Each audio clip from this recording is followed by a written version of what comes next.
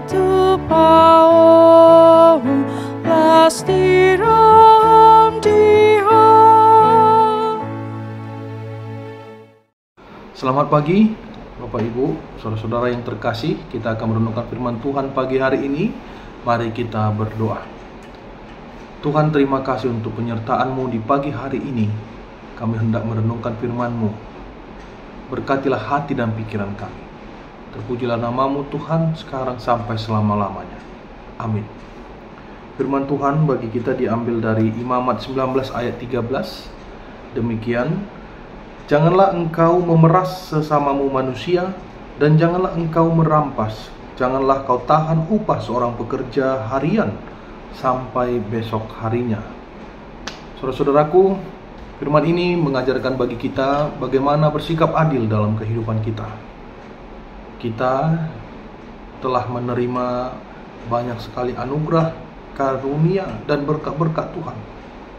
Oleh karenanya kita juga perlu untuk memahami bahwa apa yang kita lakukan, yang keluar dari diri kita itu haruslah adil dan mendatangkan kebaikan. Kita tidak boleh menahan hak-hak orang-orang yang sepatutnya menerima hak itu. Bahkan kita harus berusaha, berinisiatif untuk terus menjadi pribadi yang dikenal sebagai pribadi Kristus yang nampak dari perilaku kita. Imamat ini adalah tulisan Musa yang diberikan kepada bangsa Israel untuk mengajarkan bagaimana pentingnya keadilan dan kemurahan hati dalam berinteraksi dengan sesama manusia. Ayat ini berbicara supaya jangan ada orang-orang yang mengambil keuntungan sepihak dengan tidak adil dari orang lain. Memeras bisa berupa memaksa seseorang untuk bekerja dengan upah rendah, memanfaatkan ketidaktahuan orang lain dalam transaksi jual beli, atau mengambil keuntungan dari posisi lemah seseorang. Janganlah kita merampas ataupun melakukan eksploitasi yang membuat manusia atau sesama kita kehilangan kediriannya. Musa melarang tindakan mengambil hak orang lain secara paksa. Merampas atau mengambil hak orang lain bisa berupa pencurian, pencucian, atau penggelapan. Ada hal lain yang menjadi penekanan juga, yaitu kita tidak boleh menahan upah yang memang harus diberikan kepada orang yang telah memberikan waktunya untuk bekerja dan loyalitasnya untuk setia melakukan apa yang menjadi tanggung jawabnya.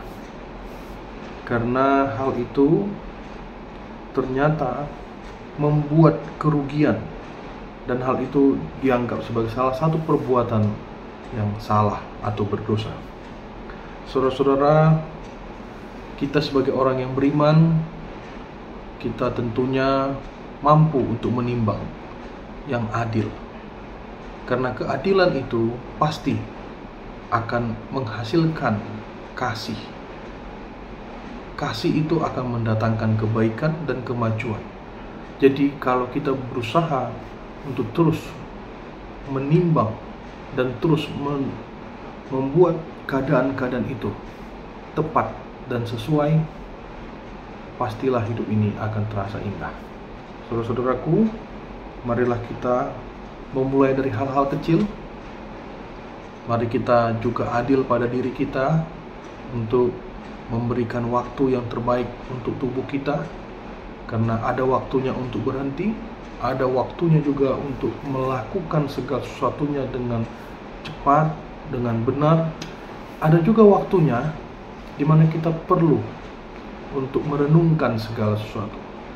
Karena bukan hanya tentang sesama manusia, bukan hanya tentang bagaimana interaksi kita terhadap sosial kita, tapi diri kita juga perlu diperlakukan dengan adil.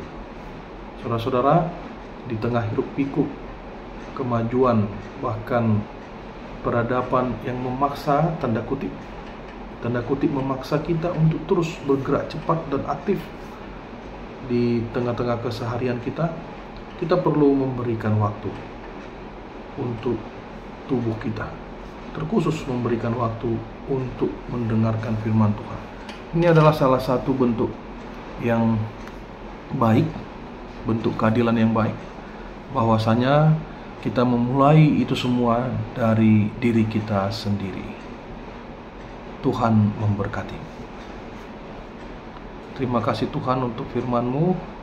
Kiranya Engkau memberikan kami kemampuan untuk terus mengingat bahwa bagaimanapun keadaannya kami harus bersikap adil.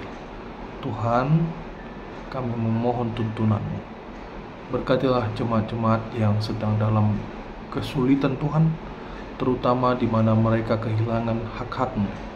Kiranya Tuhan memberikan tuntunan dan Tuhan memberikan jawaban, sehingga hak-hak yang sepatutnya mereka terima berdasarkan kebenaran Tuhan, berdasarkan sesuai dengan apa yang seharusnya, biarlah mereka bisa terima. Kami juga berdoa untuk jemaat yang sedang berduka. Tuhan sertailah dan memberikanlah pemulihan, penghiburan. Terima kasih Tuhan Yesus. Dalam nama anak-Mu kami berdoa dan mengucap syukur. Amin.